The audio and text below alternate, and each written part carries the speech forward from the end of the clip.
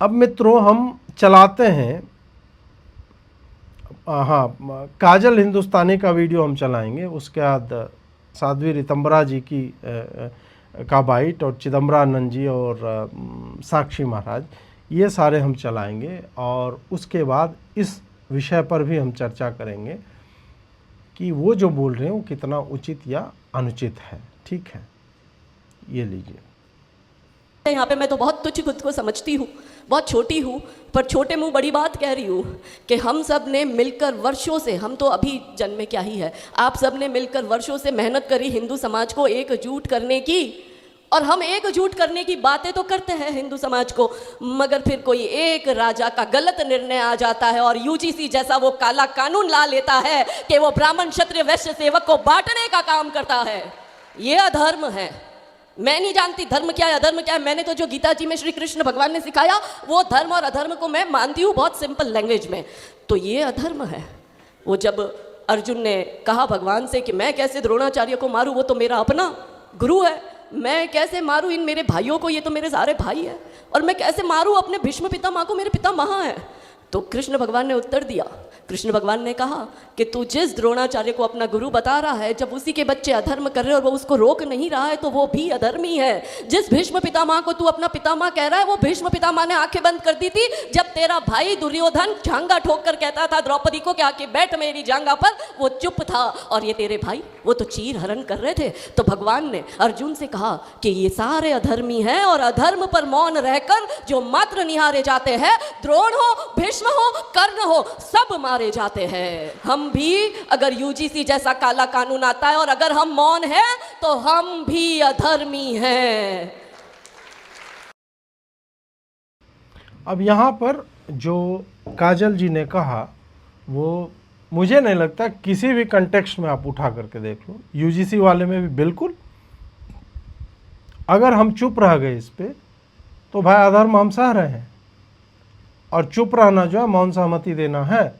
तो इसमें धर्म अधर्म की परिभाषा ये सब पे मैं बहुत ज़्यादा गूढ़ उसमें नहीं उतरूँगा, परंतु यदि कोई इस तरह से कर रहा है और वहाँ पे यदि काजल हिंदुस्तान, हाँ वो स्टेज धर्म अधर्म का ये बात करना उस पर आप डिबेट कीजिए, परंतु जो बोला गया है वो क्या अनुचित है?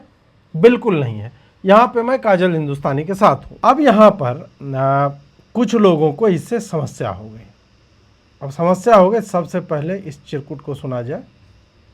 योगी जी को यहाँ पधारना चाहिए था, उनके प्रतिनिधि के रूप में मैं सभी संत महापुरुषों के चरणों में प्रणाम करता हूँ, और मोदी जी के प्रतिनिधि के रूप में भी मैं सभी संत महापुरुषों के चरणों में प्रणाम करता हूँ।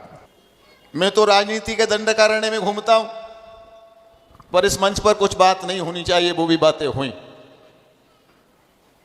मैं भी हवा का रुख बदल सकता हूँ, लेकिन वो सब बातें करने के लिए मैं यहाँ उपस्थित नहीं हुआ हूँ।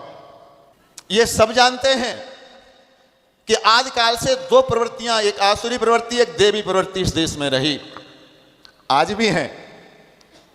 योगी जी किस स्थिति में काम कर रहे हैं, मोदी जी किस स्थिति में काम कर रहे हैं? हमें लोकसभा नहीं चलाई जाने देती, हमें विधानसभा नहीं चलाने का अधिकार, हो हल्ला। कुछ वो लोग हैं जो देश का ईसाईकरण करना चाहते हैं, विदेशी महिला से पैदा हैं, और वो चाहते हैं कि देश का ईसाईकरण हो, और कुछ लोग चाहते हैं इस्लामीकरण हो। आप चाहते हैं हिंदू राष्ट्र बने, आप इस राष्ट्र के गौरव को बढ़ाना चाहते हैं, तो नेताओं को गाली देने से पहले ये सोच लेना, मोदी हटा के क्या राहुल को चाहते हो? योगी हटा को क्या राम भक्तों की हत्या करने वाले उस हत्यारे के पुत्र को चाहते हो? मोदी है तो अयोध्या का मंदिर बन गया, मोदी है तो काशी बाबा विश्वनाथ सज गया, मोदी है तो महाकाल सज गया, मोदी है तो धारा 370 हट गई, मोदी है तो भगवा का सम्मान है, नहीं तो भगवा आतंकवाद। अब साक्षी महाराज ने आरंभ में एक बात बोली कि मैं भी हवा का रुख बदल सकता हूं, तो ये क्लिप काट के कोई लगा दो टैग करके उसको। साक्षी महाराज तुम केवल पाद का रुख बदल सकते हो, मतलब ऐसे स्ट्रेट बैठे हो तो पिछवाड़ा घुमा के तुम जो दक्षिण में करना था वो उत्तर में पाद सकते हो, यही आपकी औकात है। और बोल रहे हो कि स्टेज है, राजनीति नहीं करूँगा। सत्ता में हो वे पापी, सत्ता में, और तुम रो रहे हो हिंदुओं के एक धार्मिक आयोजन में जाकर के कि हमें काम नहीं करने दे रहे हैं, संसद नहीं चलाने देते हैं, विधानसभा चलाने का अधिकार नहीं है तुम्हें। ये वीरहीन नपुंसक लोग, ये निवीर लोग जिनकी माताएं रो रही होंगी कि क्या पैदा कर दिया हमने। भगवा वस्त्र जो शौर्य का प्रतीक है, वो उस मंच से बैठ करके रो रहा है कि हमें चलने नहीं दे रहा। और उसके बाद बोले कि विदेशी माता से उत्पन्न पुत्र इलीगल है क्या? राहुल गांधी, अवैध है, यहां का नागरिक नहीं है, साबित करो कोर्ट में जाकर के। और तुम जिसका बोल कि मैं योगी जी का प्रतिनिधि बन के आया हूं, मैं मोदी जी का प्रतिनिधि बन के आया हूं, बोलो ना जब मोदी जी को जाके कि यंग इंडियन वाला केस है क्यों फाइनल नहीं हो पा रहा है। नेशनल हेराल्ड पे इतना जो नाचते रहते हो, क्यों फाइनल नहीं हो पा रहा है। ये लोग यहां पे बैठ करके कि हो हल्ला हो रहा है, रोते रहो, खाली रोते रहो। और इसीलिए इसके भगवा वस्त्र का आप देखो लश्कर जो है ना गायब हो गया। संस्कार जब कुंद पड़ जाता है, मंद पड़ जाता है, तो ऐसे लोग ना वस्त्रों के ओज को, उसके शाइन को ना सोख लेते हैं, क्योंकि मलिन है ये आदमी। तुम बोल रहे हो कि जिसने राम भक्तों को मरवाया उसकी सरकार आने दे। नरेंद्र मोदी से जाकर के पूछो उसको पद्म विभूषण किसके कहने पे दिया था। पापी आदमी, तुम उसी पार्टी से आए हो, तुम आज ये मॉरल ग्रैंड स्टैंडिंग कर रहे हो। तुम साक्षी महाराज हमें बताएगा, हम उसको चुनेंगे जो हमारे हितों के साथ अलाइंड होगा। नरेंद्र मोदी, योगी आदित्यनाथ और ऐसे लोगों का नाम तुम लोगों के मुंह से निकलना नहीं चाहिए। आत्मा बेच बेच करके घनघोर अवसरवादी व्यक्ति हो तुम। उस मंच पे बैठ के कि यहां राजनीति की बातें, तुम क्या कर रहे हो? राजनीति ही कर रहे हो। और ऐसे पापी, इसी दुष्ट ने कहा था कि मुझे तो सवर्ण देते ही नहीं है, मतलब वोट हमें क्या। फिर बोल रहा है कि नहीं, मेरे बातों को तोड़ मड़ोड़ के पेश किया गया था। इस चिरकुट को उन्नाव के लोग याद रखें। इस चिरकुट को उन्नाव के लोग आज भी याद रखें, 2029 में भी याद रखेंगे कि इसको वापस सपा में भेजो, वो वहां जाकर के अपना जो अंडे तौलेगा। इसकी यही औकात है, इसको यही दिखाना चाहिए। और पुनः कहूंगा, हवा का रुख नहीं, तुम पाद का रुख बदल सकते हो। वो भी मोदी जी कहेंगे कि नहीं उत्तर मुखी होकर करना है, तुम वही करोगे। तुम्हारी औकात अपने आप को भी सुनने की नहीं है, अपना पिछवाड़ा भी मोड़ने की नहीं है, जब तक तुम तेजस्वी ओजस्वी ये सब नहीं करोगे। तो ये सब मलिन लोग हैं, मलिन लोग हैं। ये भगवा कपड़े का अपमान करते हैं लोग। इनको काला कपड़ा, बुर्का पहनना चाहिए कायदे से। ये लोग संतों के मंच पर बैठ, ये साध्वी ऋतंभरा जैसी, मतलब देवी तुल्य महिलाओं के साथ ये बैठ कैसे सकता है? मुझे तो ये समझ में नहीं आ रही। इसका स्तर नहीं है कि वो वहां बैठे उनके साथ में। यह मंच साझा करने योग्य व्यक्ति नहीं है। ये मंच इन बातों को करने का नहीं है। पूज्य वामदेव जी महाराज ने, अभी महामंडलेश्वर अनंत देव जी महाराज ने बहुत सुंदर बात कही कि वामदेव जी महाराज ने ब्राह्मण सम्मेलन में जाने से मना कर दिया, जाट सम्मेलन में जाने से मना कर दिया, क्योंकि हिंदू एकता की बात करनी थी। ये मंच हिंदू की एकता का संदेश देने के लिए है, और हिंदू एकता हुई है, हो रही है। अगर न हुई होती तो अयोध्या में आज करोड़ों हिंदू दर्शन करने के लिए एक जगह दिखाई नहीं पड़ते। हम लाख विरोध किसी का कर सकते हैं, और हम लोगों की थोड़ा आदत है, हम नकारात्मक ज्यादा होते हैं। जो नहीं होता है उसकी चर्चा ज्यादा करते हैं, जो हो गया उसको महत्व नहीं देते। 500 वर्षों के बाद में ये गौरव हमको देखने को मिला। क्या हर हिंदू का सीना चौड़ा नहीं हुआ है पूरे विश्व में? आप बताइए। विदेशी राष्ट्राध्यक्षों को गंगा के तट पर त्रिपुंड लगा करके आरती करवा दिया। क्या हिंदुओं का सीना चौड़ा नहीं होता ये देख करके? विदेशी राष्ट्राध्यक्षों को और उपहार के रूप में गीता देने का कार्य जब प्रधानमंत्री जी करते हैं, तो क्या हमारा गौरव, ये सीना ऊंचा नहीं होता है? सकारात्मक होकर के भी सोचने की आवश्यकता है। ठीक है, हमसे भी भूल होती है, किसी से भी भूल हो सकती है, और मैं बहुत विनम्रता से कहता हूं कि अगर प्रधानमंत्री जी से या सरकार से कोई भूल हुई है, उस भूल को भी सुधारने का कार्य महात्मा करवाएंगे, ये संत करवाएंगे, ये मंच करवाएगा, और वह भूल सुधार होगी। लेकिन उस भूल के नाम पर हम अपने ही पैरों पर कुल्हाड़ी मारने का पाप नहीं कर सकते। ये चिदम्बरानंद जी बोल रहे हैं, हालांकि इनके कुछ लोग पुराने ट्वीट निकाल करके ले आए, बहुत ही विचित्र थे, बट ठीक है, मेरे भी बहुत विचित्र रहे हैं ट्वीट, तो मैं वो पुराने ट्वीट इन्होंने क्या किया उस पर मैं नहीं जाऊंगा। अभी इन्होंने आरंभ में तो पूरा बोला कि अयोध्या बन गया और घाटों पे विदेशी लोगों से आरती करवा दिए तो हिंदुत्व का मतलब गौरव नहीं बढ़ा। नहीं, मुझे नहीं लगता कि इससे हिंदुत्व का गौरव जो है कोई बढ़ता है।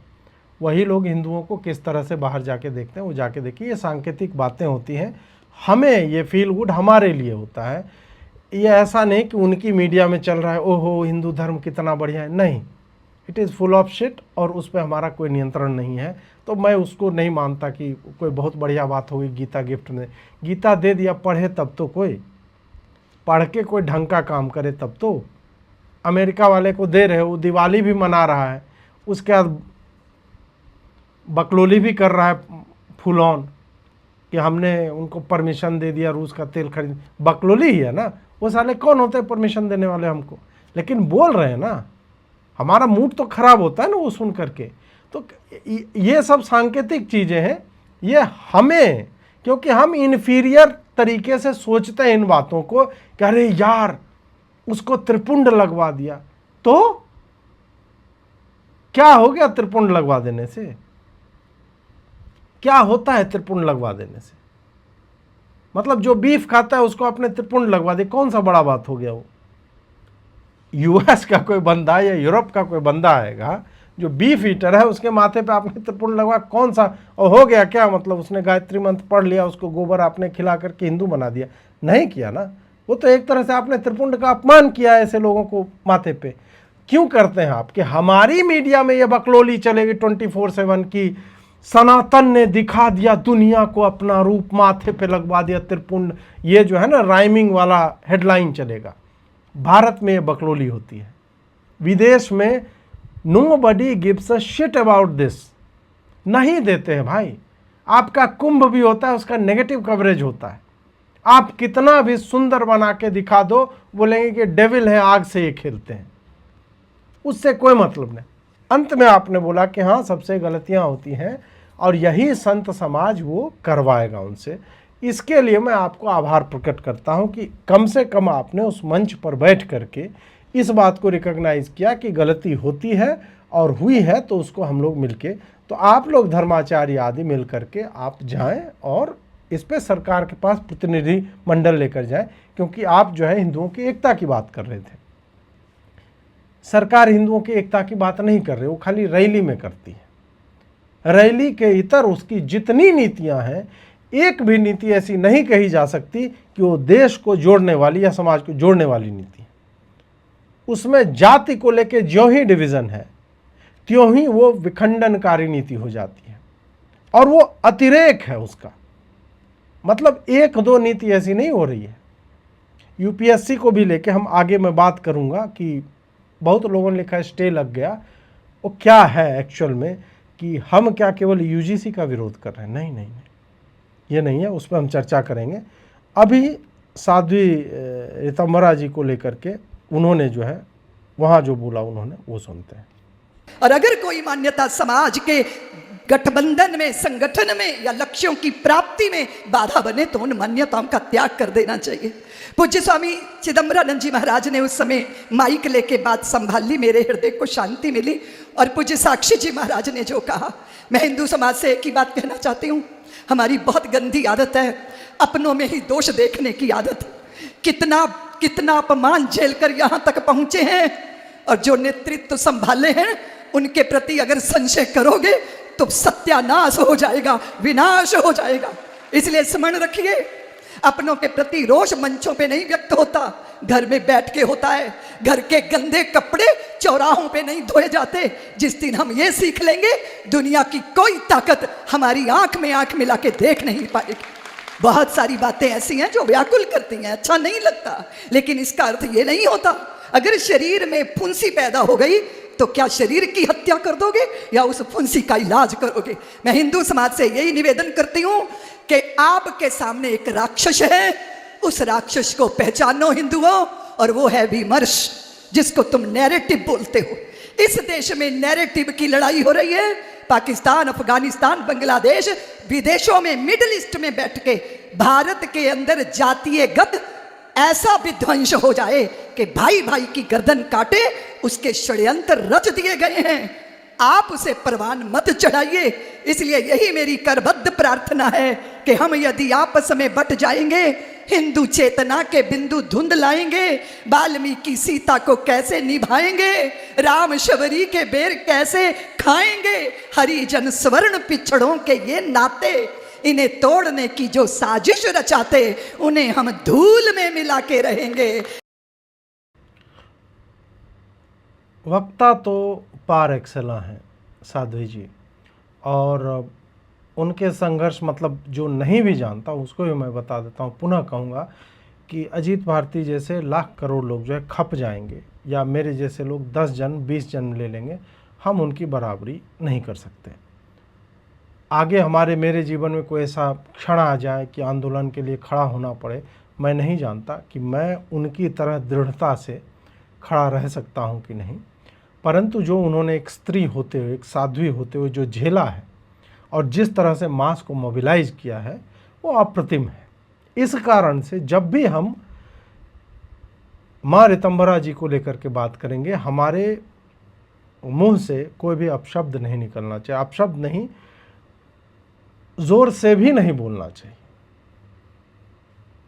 क्योंकि वो कितनी भी गलत होंगी, कितनी भी अनुचित बात करेंगी, उसको काउंटर करने के लिए हमें अपना टोन नीचे करके ही बोलना पड़ेगा, और वही चाहिए। हो सकता है मुझसे पहले भी ऐसी गलतियां हुई हों, अनुचित तरीके से मुझे याद नहीं है कि मैं इस स्तर की नेत्रियों को या साध्वियों को ऐसा कहा है, परंतु फिर भी मैं आप लोगों से जो मुझे सुनते हैं, और बहुत सारे लोग जो है उल्टा सीधा लिख रहे थे, तो उनसे करबद्ध प्रार्थना मेरी यही है कि आप इस स्टेचर की साध्वियों को, इस स्टेचर के संत को थोड़ा सा मतलब, ये पॉलिटिकल लोग नहीं हैं, इन्होंने जीवन खपाया है और ये जानते हैं। इस कारण जब ये बोलते हैं ना कि नेतृत्व पे संशय करोगे तो विनाश हो जाएगा, तो ये अपने पर्सपेक्टिव से देख रहे हैं। फिर इन्होंने आगे एक तो पूज्य साक्षी जी बोला, तो पूज्य साक्षी जी तो नहीं हो माता जी, वो पूज्य आदमी नहीं है, तो यहाँ पे मैं आपसे थोड़ा सा मतलब मुझे ऐसा नहीं लगता, बट ठीक है।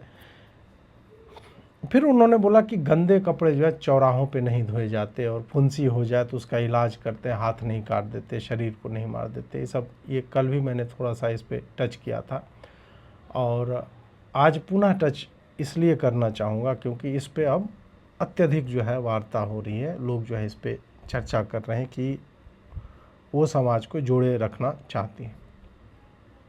अब क्या है कि फुंसी हुआ था 14 जनवरी को,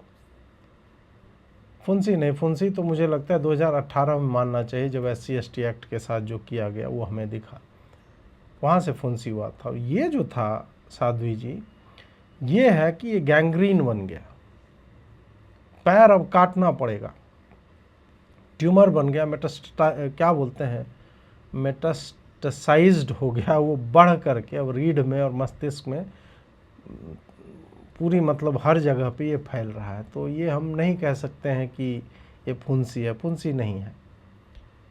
SC/ST एक्ट को जिस परवर्टेड रूप में लाया गया कि हर व्यक्ति चलता फिरता टारगेट हो गया सवर्ण, ये सारी चीज़ें चल रही थी, तो वो हमने तब भी बोला था, लेकिन ये पुश करते रहे, ये फ्री वो फ्री ऐसे फ्री, फिर BC एक्ट और रोहित वेमुला एक्ट, उन सब पे इनकी चुप्पी, सारा कुछ हमने देखा। इस कारण हम तब से चुप ही थे। ये गंदे कपड़े थे माँ, जो हम घर ही में धो रहे थे।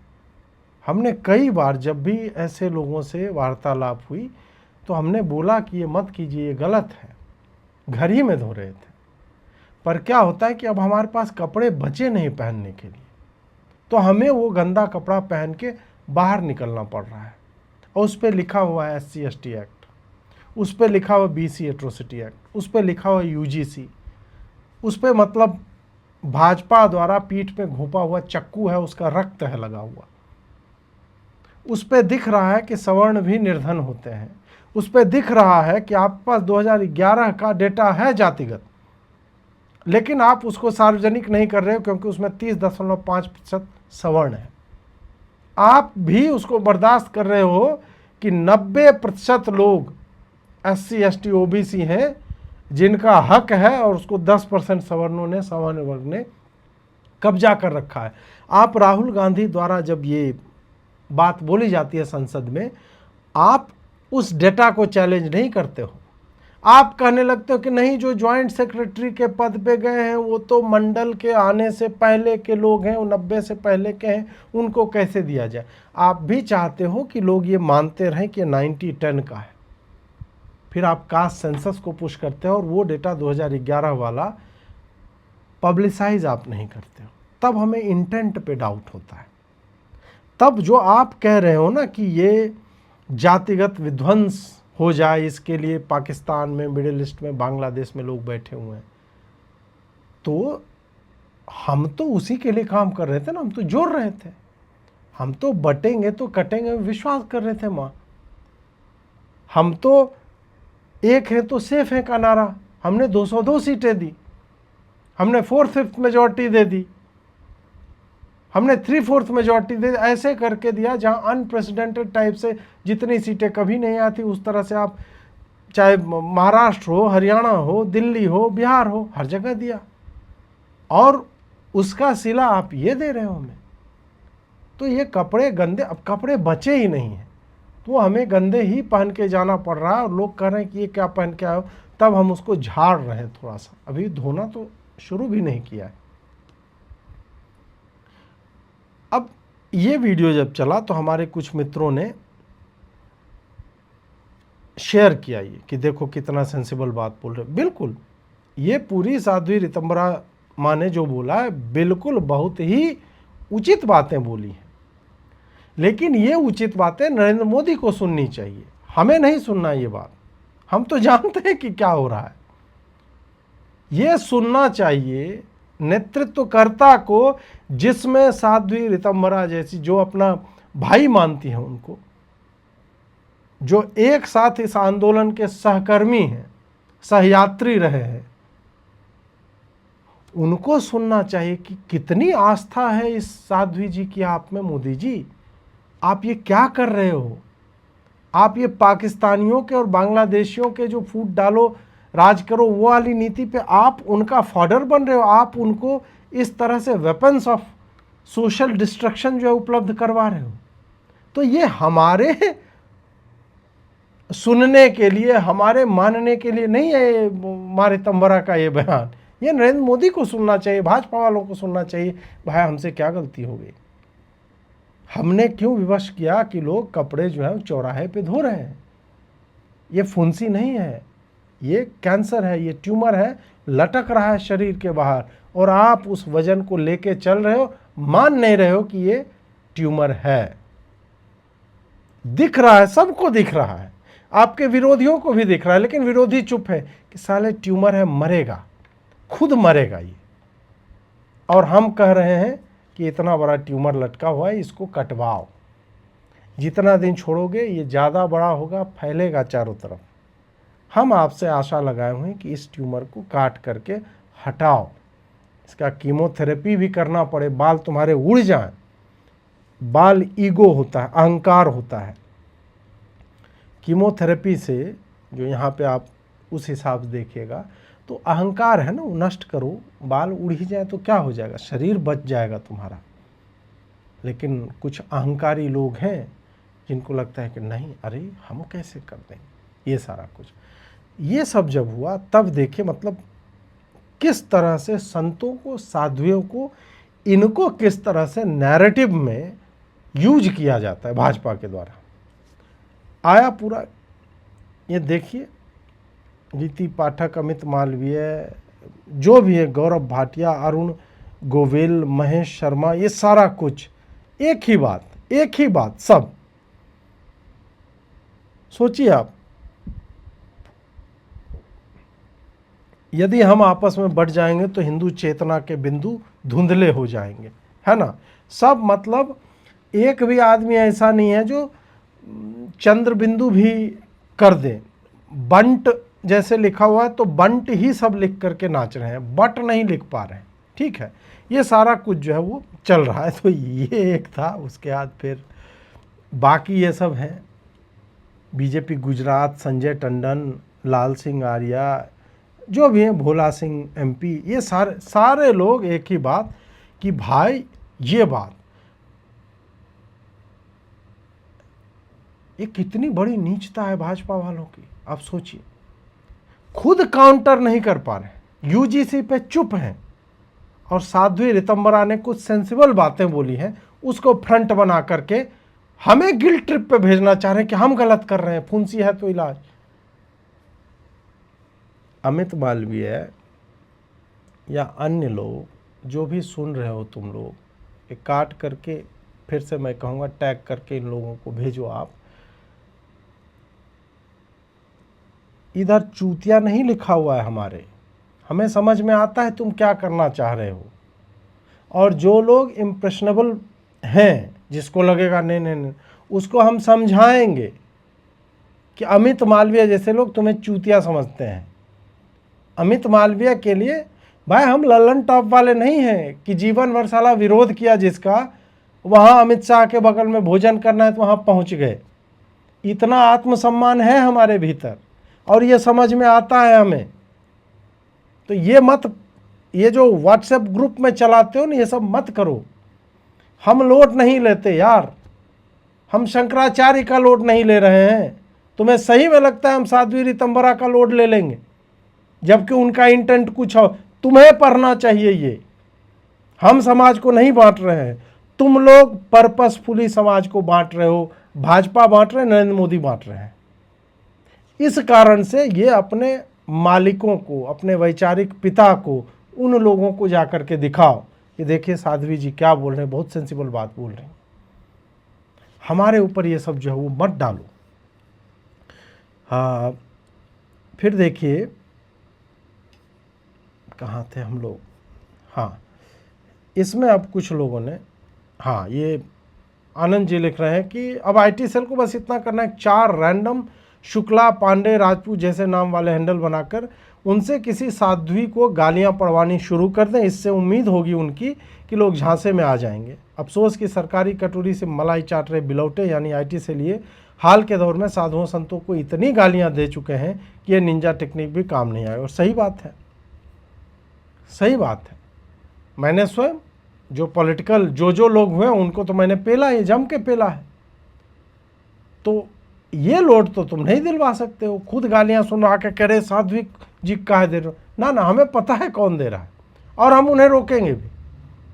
जिसने भी, जो जैसे मेरा कोई फॉलोअर था, एक रैंडम ही था कोई बंदा, तो मैंने उसको लिखा कि भाई नहीं, साध्वी जी को आप गाली नहीं दे सकते, उन्होंने जो बोला है सही बोला है, पर वो नरेंद्र मोदी जी के लिए बोला गया। आप हम जो है मत लीजिए इसे ऊपर, ठीक है।